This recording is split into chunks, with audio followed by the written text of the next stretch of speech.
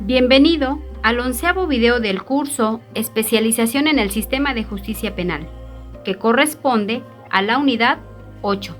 Hola, saludos a todas y todos los participantes del curso Taller de Especialización para Policía de Investigación en el Sistema de Justicia Penal. Soy Eric Norman Contreras Sánchez. Se tratan de las etapas del procedimiento penal y soluciones alternas.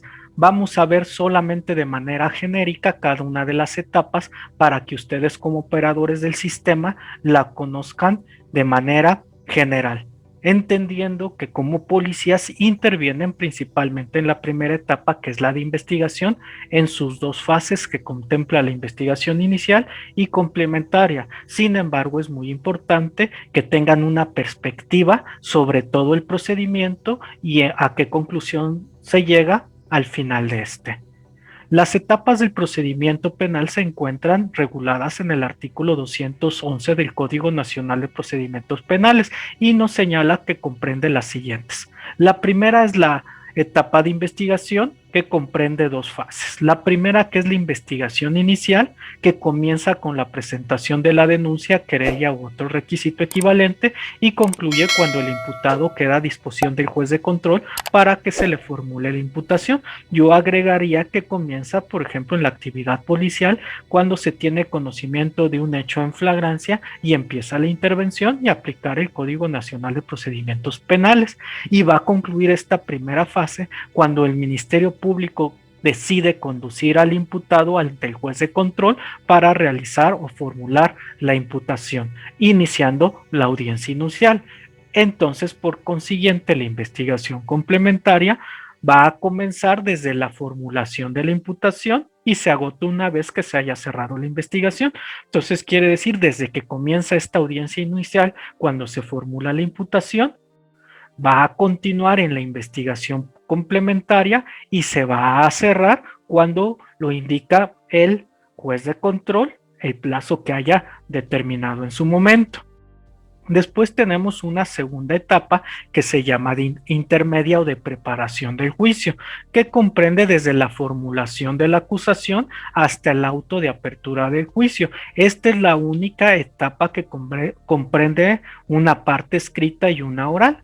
Se hace una acusación, un pliego de acusación por escrito, y va a terminar durante esta trayectoria de la audiencia intermedia, donde se cierra con el auto de apertura a juicio. Y por último tenemos la tercera etapa, que es la de juicio, que comprende desde que se recibe el auto de apertura a juicio hasta que se dé la sentencia emitida por el tribunal de enjuiciamiento. Entonces tenemos estas tres etapas inicialmente que nos marca el artículo 211 del Código Nacional de Procedimientos Penales, y nos refiere también que la investigación no se interrumpe ni se suspende durante el tiempo en que se lleva a cabo la audiencia inicial, hasta su conclusión o durante la víspera de la ejecución de una orden de aprehensión.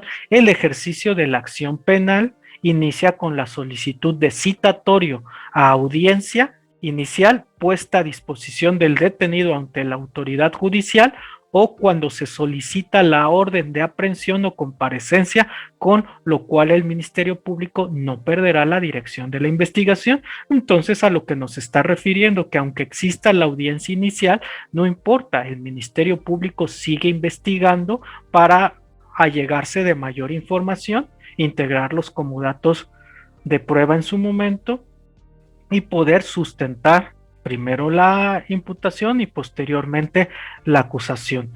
También nos establece que el ejercicio de la acción va a iniciar cuando solicita el Ministerio Público el citatorio, audiencia inicial, cuando solicita una orden de aprehensión o comparecencia al juez, o cuando es puesto a disposición del detenido al juez de control para que se comience con la audiencia inicial. Entonces, desde ahí comienza el ejercicio de la acción en contra de la persona que estaba detenida o en libertad, y empieza la imputación por consiguiente.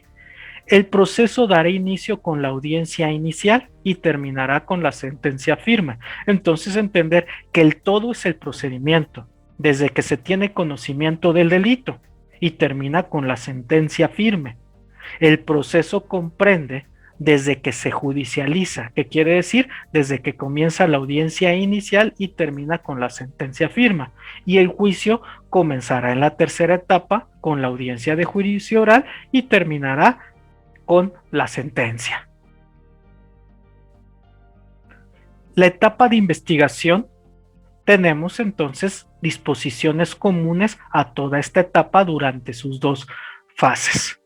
La primera disposición que nos establece el Código Nacional es que cuando el Ministerio Público tenga conocimiento de la existencia de un hecho que la ley señale como delito, va a dirigir la investigación penal sin que se pueda suspender, interrumpir o hacer cesar su curso, salvo en los casos autorizados en la misma. Entonces el Ministerio Público tiene la obligación de conocer y empezar a investigar. Esa investigación no la va a poder cesar más que lo marquen la propia legislación cuando podrá hacerlo. La investigación deberá realizarse de manera inmediata, eficiente, exhaustiva, profesional e imparcial, libre de estereotipos y discriminación, orientada a explorar todas las líneas de investigación posibles que permitan allegarse de datos para el esclarecimiento del hecho que la ley señale como delito, así como la identificación de quién lo cometió o participó en su comisión. Entonces, lo primero que se debe entender como investigador, y en este caso el Ministerio Público o las policías, que debemos ser objetivos.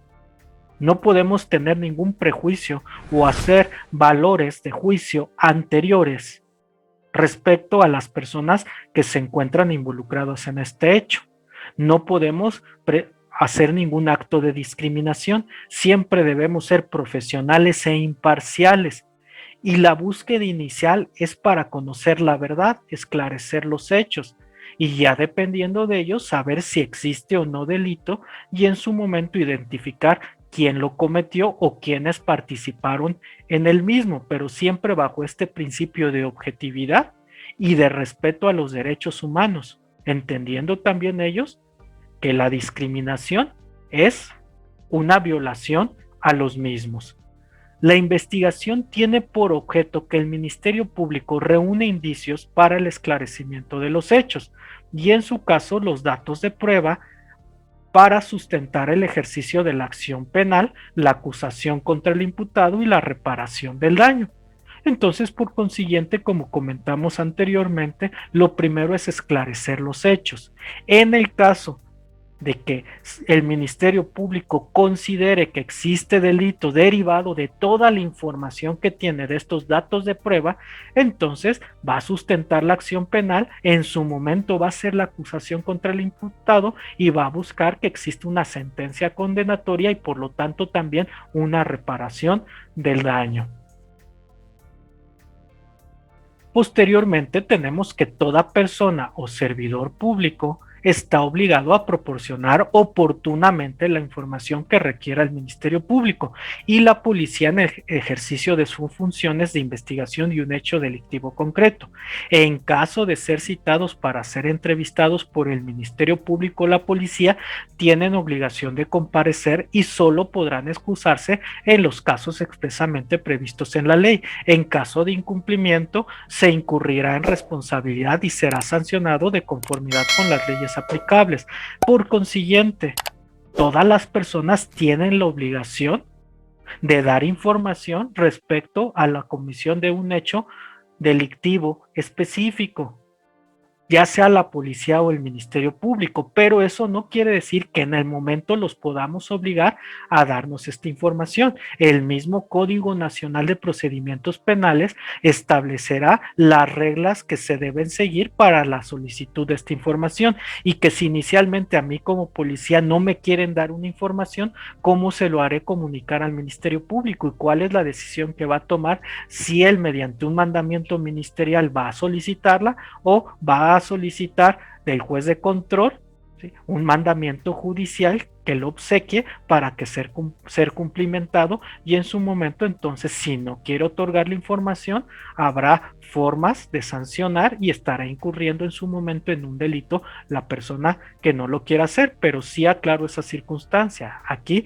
no te está diciendo que desde el primer momento, si una persona no te quiere dar un tipo de información, va a ser sancionado desde ese primer momento. Hay procedimientos específicos a seguir en su momento.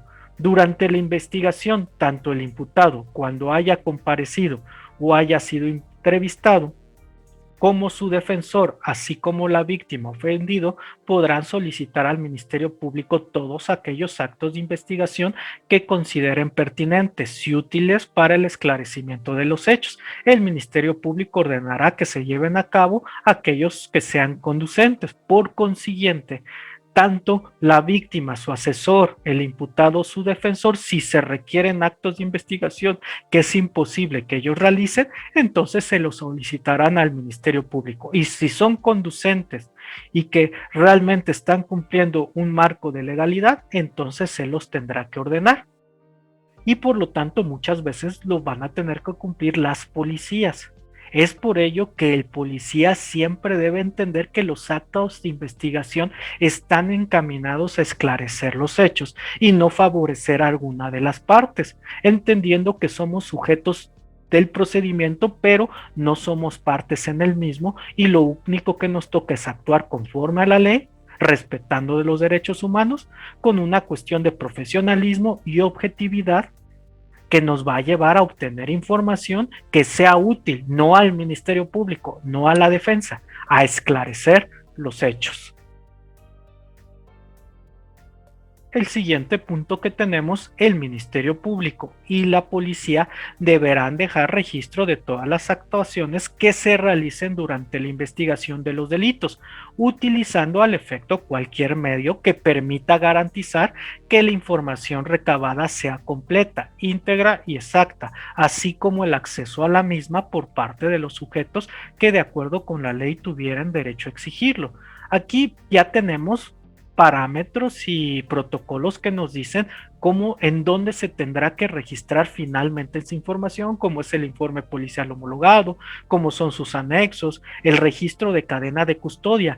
Pero para obtener esa información y poderla registrar y no se pierda, podemos usar otros instrumentos, como son las grabaciones, como son los videos, etcétera, pero con el único objeto de documentar mi actuación, mis actos de investigación como tal, y los cuales van a ser entregados en su momento a la autoridad competente, que es el Ministerio Público. Y estos no son para utilizarlos en otras áreas, para entregar a mandos de ciertas áreas de nuestra institución, y menos a la ciudadanía, o yo mismo subirlos a redes sociales o a mis perfiles. Es una cuestión muy distinta. Esto al final de cuentas te está autorizando a registrar tus actuaciones bajo cualquier medio, pero siempre cumpliendo parámetros de no violación de derechos fundamentales de los demás, como es la privacidad y la intimidad. Los registros de la investigación, así como todos los documentos, independientemente de su contenido o naturaleza, los objetos, los registros de voz e imágenes o cosas que le estén relacionados no son estrictamente reservados, por lo que por lo que únicamente las partes podrán tener acceso a los mismos con las limitaciones establecidas en este código y demás disposiciones aplicables. Es lo que mencionamos hace rato, que al final de cuentas son reservados estrictamente, que se debe respetar este derecho a la privacidad y a la intimidad, y que las partes solamente los van a poder obtener con las limitaciones respectivas y solo para el uso de respectivo que se les autorice. La víctima u ofendido y su asesor jurídico podrán tener acceso a los registros de la investigación en cualquier momento. Quiere decir que también lo que es la víctima y cuando decide tener un asesor, pueden solicitar en cualquier momento todos los registros que estén en la carpeta de investigación. El imputado y su defensor podrán tener acceso a ellos cuando se encuentre detenido, sea citado por para comparecer como imputado o sea sujeto a un acto de molestia y se pretenda recibir su entrevista, a partir de ese momento ya no podrán mantenerse en reserva los registros para el imputado o su defensor, a fin de no afectar su derecho a la defensa. Entonces, ¿qué quiere decir? Desde que la persona es detenida o en el caso de que sea citado o se presente a recibir su entrevista, desde ese momento el Ministerio Público deberá exhibir, deberá presentarle todos los registros que tiene en la investigación, toda su carpeta, solamente con exclusión de algunos que la misma ley lo establece, y aquí es donde mencionamos que realmente es donde existe el principio de contradicción, para saber qué es lo que tiene el Ministerio Público y en el caso que se haga una imputación o en su momento una acusación, yo poder controvertir lo que está presentando el Ministerio Público. La fase de investigación inicial, que es la primera de esta etapa de investigación, vamos a establecer lo siguiente: el inicio de la investigación. ¿Cómo puede iniciar una investigación? Formas de inicio. Puede ser por una denuncia, puede ser por una querella o su equivalente. Denuncia. Podrá formularse por cualquier medio y deberá contener, salvo los casos, ¿sí?, de denuncia anónima o reserva de identidad, la identificación del denunciante, su domicilio, la narración circunstanciada del hecho, la indicación de quién o quiénes lo habrían cometido y de las personas que lo hayan presenciado o que tengan noticia de él, y todo cuanto le constare al denunciante. Aquí lo primero que debemos comprender es que no forzosamente es la víctima o el ofendido quien denuncia. Puede ser otra persona que conoció del hecho y está estableciendo la denuncia. Hay denuncias anónimas. ¿Qué quiere decir? Cuando se habla a estos teléfonos del el teléfono del 911, al C4, al C5, etcétera, no quiere dar su información, pero sí está dando de conocimiento un hecho. Sin embargo, se debe procurar que nos dé otro tipo de información, como es el domicilio donde se está realizando el evento o se hizo o se realizó el evento, la narración circunstanciada de los hechos, la indicación de quién o quiénes cometieron este hecho y de las personas que lo presenciaron o que tengan noticia de él, o todo cuando le constare a este denunciante. También puede ser con reserva de identidad, porque nos pueden denunciar directamente a los policías, pero esta persona en su momento no quiere dar datos específicos. Por lo tanto, no es denuncia anónima porque sí viste a la persona, sin embargo, no tienes sus datos. También hay que comprender que en ocasiones sí dan los datos, entonces hay que registrarlos en la denuncia. En la policía, ¿cómo lo registramos? En nuestro informe policial homologado. Cuando la denuncia sea presentada directamente ante el Ministerio Público, este iniciará la investigación conforme a las reglas previstas en este código. Entonces hay que entender que no forzosamente la denuncia se tiene que hacer ante una institución policial o ante un elemento policial. Me han tocado casos en la práctica donde el Ministerio Público no quiere recibir la denuncia porque alega que tiene que ser primero ante un elemento policial, un elemento ya sea preventivo, de investigación, de la Guardia Nacional, etcétera, y no es así. Él tendrá que recibir esta denuncia y empezar con la investigación conforme lo marca el Código Nacional de Procedimientos Penales. Cuando la denuncia sea presentada ante la policía, esta informará de dicha circunstancia al Ministerio Público en forma inmediata y por cualquier medio, sin perjuicio de realizar las diligencias urgentes que se requieran, dando cuenta de ello en forma posterior al Ministerio Público.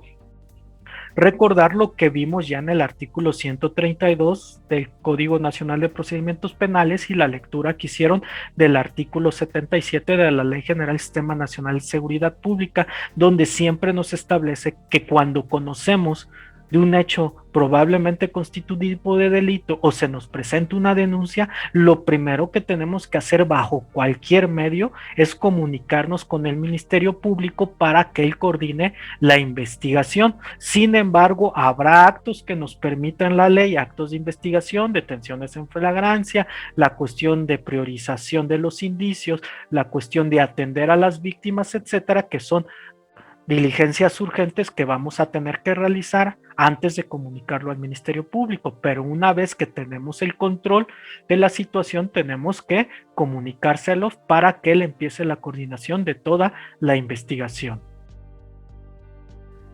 Denuncia de delitos que se investigan por de oficio, que quiere decir no necesitamos que exista una querella o la víctima ofendido vayan con el Ministerio Público para que comience la investigación. Por el tipo de delitos, por la gravedad, no solamente afectan a la víctima, afectan a la sociedad y no se pueden permitir, no quedan impunes, y por lo tanto existe la obligación del Ministerio Público de empezar la investigación a pesar de que no quiera la víctima.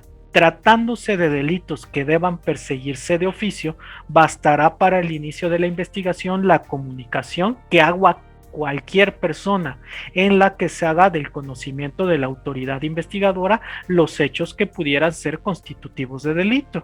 Por consiguiente, y ustedes lo saben, como policías de investigación, en ocasiones tenemos delitos que se persiguen por oficio y que nosotros somos los que damos de conocimiento al Ministerio Público mediante la puesta a disposición, ya sea del detenido o ya sea del informe policial homologado o ya sea de los objetos asegurados o de los objetos en cadena de custodia, y en ocasiones sucede que el Ministerio Público por algún requisito específico no nos quiere recibir esta puesta a disposición.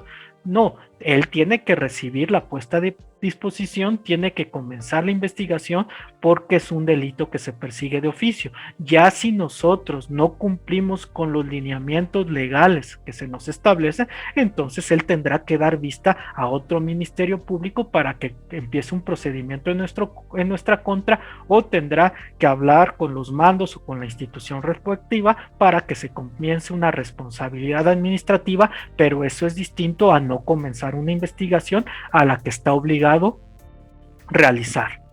Tratándose de informaciones anónimas, la policía constatará la veracidad de los datos aportados mediante los actos de investigación que consideren conducentes. Para este efecto, de confirmarse la información, se iniciará la investigación correspondiente. Si existe una denuncia anónima al 911, al C4, al C5 y recibimos esa noticia, entonces tendremos que acudir al lugar de intervención para cerciorarnos si existe o no el evento que se está reportando. En el caso de que sí existiera este evento, entonces se va a iniciar la investigación correspondiente y por consiguiente vamos a dar y hacer la comunicación con el Ministerio Público para que la comience a coordinar. Bajo este supuesto tenemos el siguiente punto: la querella. La querella es la expresión de la voluntad de la víctima ofendido o de quien legalmente se encuentre facultado para ello, mediante el cual manifiesta expresamente ante el Ministerio Público su pretensión de que se inicie la investigación de uno o varios hechos que la ley señale como delitos y que requieran de este requisito de procedibilidad para ser investigados, y en su caso se ejerza la acción penal correspondiente. Habrá delitos que por su gravedad, por su estructura, para comenzar a ser investigados, sí requerimos que la víctima, el ofendido, se querellen ante el Ministerio Público para que éste comience a investigar, porque si no lo hace, aunque existe una denuncia de un testigo, de un familiar o de otra persona, no va a poder comenzar con la investigación. Sí va a tener que recibir la denuncia, pero tendrá que comenzar la investigación hasta que exista esta querella. También sucede cuando el policía interviene en flagrancia en este tipo de delitos, pero si no se presenta la querella en su momento, el Ministerio Público no podrá comenzar la investigación, solamente tendrá la denuncia y quedará hasta ahí. La querella deberá contener en lo conducente los mismos requisitos que los previstos para la denuncia. ¿Qué quiere decir? Los datos de la persona que denuncia, los hechos, quién está acusando y todo ese tipo de circunstancias. El Ministerio Público deberá cerciorarse que estos se encuentran debidamente satisfechos para que en su caso proceder en los términos que prevé el presente código. Tratándose de requisitos de procedibilidad equivalentes, el Ministerio Público deberá realizar la misma verificación. El siguiente tema que vamos a tratar es solamente quiénes intervienen en la investigación inicial.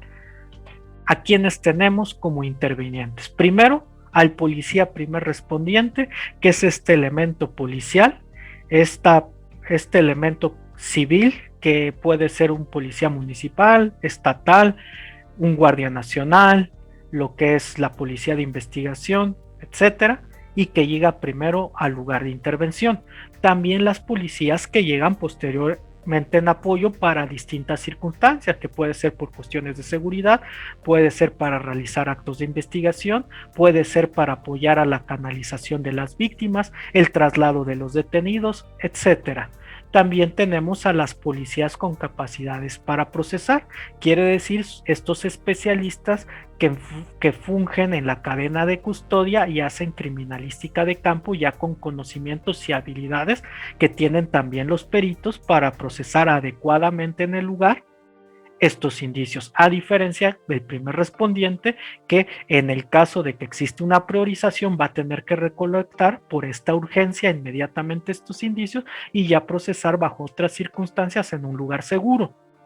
Tenemos a la policía de investigación, que puede ser a veces primer respondiente, pero cuya función principal es hacer actos de investigación, ya sea en la fase inicial o en la fase de investigación complementaria, para poder obtener información y que sirva para esclarecer los hechos. Los peritos de campo y laboratorio, los de campos es los que llegan a procesar los indicios en el lugar de intervención, y los de laboratorios los que empiezan el estudio pericial y que van a establecer un dictamen de acuerdo a sus conocimientos de experto, esta experticia que tienen en un arte, en un oficio, en una profesión, y que podrán establecer criterios válidos por sus conocimientos respecto a los peritajes que se les pidan, y lógicamente el coordinador de todos ellos, que es el Ministerio Público, que es el especialista en hacer la investigación jurídica, y que todos están bajo el mando y conducción de aquel, entendiendo que es para esclarecer los hechos, no para buscar una determinación de hacer culpables o inocentes. No, es para esclarecer los hechos y están bajo el mando de él cuando intervienen en este tipo de circunstancias. En los demás tiempos, lógicamente están bajo el mando de sus titulares o sus mandos superiores inmediatos. Policía primer respondiente, ya hablamos sobre los que intervienen en este procedimiento. Acciones que se tienen que hacer de manera genérica durante la investigación inicial. ¿Qué tipo de acciones se hacen? Uno, conocer el conocimiento, conocer de la noticia criminal. 2, preservar el lugar de intervención. Las detenciones en caso de que exista flagrancia o cumplimiento de un caso urgente o un mandamiento judicial. Técnicas de investigación, que es la cadena de custodia, y el aseguramiento en su caso, porque el decomiso ya no corresponde a esta etapa. Los actos de investigación, ya sea que requieran mandamiento judicial o que no requieran, de acuerdo a las reglas que establece el propio Código Nacional y otras reglamentaciones o legislaciones respecto a ello. Los peritajes realizados por servicios periciales e integrar la carpeta de investigación para esclarecer los hechos y realizar y generar la teoría del caso, y en su momento realizar la imputación o no realizarla. ¿Cuáles son las formas de terminar la investigación? ¿Cuándo el Ministerio Público va a decidir esto? Una, facultad de abstenerse a investigar. El Ministerio Público podrá abstenerse de investigar cuando los hechos relatados en la denuncia, querella o acto equivalente no fueran constitutivos de delito, o cuando los antecedentes y datos suministrados permitan establecer que se encuentra extinguida la acción penal o la responsabilidad penal del imputado. Esta decisión será siempre fundada y motivada. Si lo que yo conozco que me están denunciando y veo mi código penal o la legislación penal y no se encuentra en ningún enunciado del tipo penal, pues entonces no existe un delito que perseguir y por lo tanto me voy a abstener de investigar. También puede decidir un archivo temporal. El Ministerio Público podrá archivar temporalmente aquellas investigaciones en fase inicial en las que no se encuentren antecedentes, datos suficientes o elementos de los que se puede establecer líneas de investigación que permitan realizar diligencias tendientes a esclarecer los hechos que dieron origen a la investigación. El archivo subsistirá en tanto se obtengan datos que permitan continuarla a fin de ejercitar la acción penal. Yo, de acuerdo a lo que me están refiriendo a los datos iniciales, sí este hecho probablemente es constitutivo de delito. Sin embargo, no tengo los elementos suficientes, los indicios, que los voy a transformar en su momento en datos de prueba para poder ejercer la acción penal. Entonces, por consiguiente, en ese momento no veo la posibilidad de hacer otros actos de investigación, de realizar peritajes para poder esclarecer estas circunstancias, y ante esta imposibilidad entonces voy a mandar al expediente, a esta carpeta de investigación, a un archivo temporal, mientras puedo allegarme de más información, de más indicios, elementos materiales probatorios para poder esclarecer los hechos y en su momento hacer la imputación. Por lo tanto, se va a quedar en un archivo temporal hasta que suceda esto. La siguiente forma de terminar la investigación es el no ejercicio de la acción penal. Antes de la audiencia inicial, el Ministerio Público, previa autorización del procurador o del servidor público en quien se delega la facultad, podrá decretar el no ejercicio de la acción penal cuando de los antecedentes del caso le permitan concluir que en el caso concreto se actualiza alguna de las causales de sobreseimiento previstas en este código. Entonces, si hay una causal de sobreseimiento cuando se hace esta investigación inicial, entonces no se va a ejercer acción penal. Ya veremos ahorita cuáles son estas causas de sobreseimiento.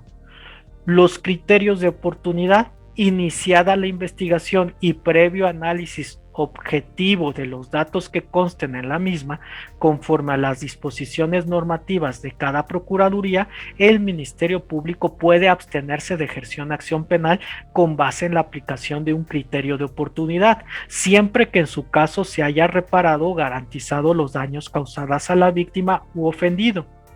Entonces, estos supuestos para aplicar el criterio vienen en el artículo 257 del Código Nacional de Procedimientos Penales, que es un criterio de oportunidad, como su nombre lo dice, y el espíritu es eso. Personas que cometieron cierto tipo de delitos, que no son graves, que tienen cierto tipo de circunstancias, y se les va a dar la oportunidad de no seguir un procedimiento, de no ser afectados de esta manera, siempre y cuando hayan reparado el daño o hayan garantizado estos daños. ¿Y cuáles son uno de los supuestos donde se puede aplicar directamente el ministerio este criterio de oportunidad sin ejercer acción penal? Y aclaro, sin el consentimiento de la víctima ofendido, siempre y cuando cumpla con algunos de estos supuestos. No les voy a mencionar todos, pero les voy a decir algunos. Se trate de un delito que no tenga pena privativa de la libertad. ¿Qué quiere decir? Que en el Código Penal, en la materia sustantiva, ese código no establezca una pena donde se prive la libertad. Tenga pena alternativa, que quiere decir que puede ser una cuestión de una privación o una cuestión económica, por ejemplo. Entonces, en esos casos se puede aplicarle el criterio de oportunidad. O tengo una pena privativa de libertad cuya punibilidad máxima sea de 5 años de prisión, que quiere decir que en el Código Penal, en ese tipo penal, nos establezca que la pena privativa de libertad es de 1 año a 3 años, por ejemplo, de 2 a 4 años, siempre que no rebase estos 5 años, que la pena máxima sea 5 años, se puede aplicar el criterio de oportunidad, siempre y cuando el delito no se haya cometido con violencia. También cuando se refiere a delitos de contenido patrimonial cometidos sin violencia sobre las personas, por ejemplo, un daño en propiedad ajena, o de delitos culposos, que quiere decir que no haya existido una intención, siempre que el imputado no hubiera actuado en estado de ebriedad, bajo el influjo de narcóticos o de cualquier otra sustancia que produzca efectos similares. Entonces, bajo esa circunstancia, cuando cometes un delito culposo que no hay una intención y no estabas bajo un influjo de unos de estos estupefacientes, se te puede aplicar el criterio de oportunidad, claro, siempre y cuando se repare el daño. Y así hay otros supuestos. Lo que sí hay que entender es que no se puede aplicar un criterio de oportunidad en delitos relacionados al libre desarrollo de la personalidad, de violencia familiar, ni en los casos de delitos fiscales o aquellos que afecten gravemente el interés público. Entonces no se podrá aplicar, pero hay varios supuestos que les pido que lean en el artículo 256 del Código Nacional de Procedimientos Penales. ¿Cuáles son los supuestos de sobreseimiento que en este caso, en esta etapa inicial, por ejemplo, para el no ejercicio de la acción penal, puede utilizar el Ministerio Público? Que el hecho no se haya cometido, que el hecho cometido no constituye delito, que apareciere claramente establecida la inocencia del imputado, que el imputado esté exento de responsabilidad penal, que agotada la investigación el Ministerio Público estime que no cuenta con los elementos suficientes para fundar una acusación, que se hubiera extinguido la acción penal por algunos de los motivos establecidos en la ley, que una ley o reforma posterior derogue el delito por el que se sigue el proceso, aplicando esta parte de que no se hará efecto retroactivo a ley alguna, salvo los que beneficien en su momento a la persona. El hecho de que se trata haya sido materia de un proceso penal en el que se hubiera dictado sentencia firme respecto del imputado, la muerte del imputado o en los demás casos que lo disponga la ley. Si se está en alguno de estos supuestos en esta investigación inicial, el Ministerio Público podrá establecer el no ejercicio de la acción penal. Ha terminado el 11º video del curso Especialización en el Sistema de Justicia Penal, que corresponde a la unidad 8. Bien, continúa viendo la segunda parte de esta 8ª unidad.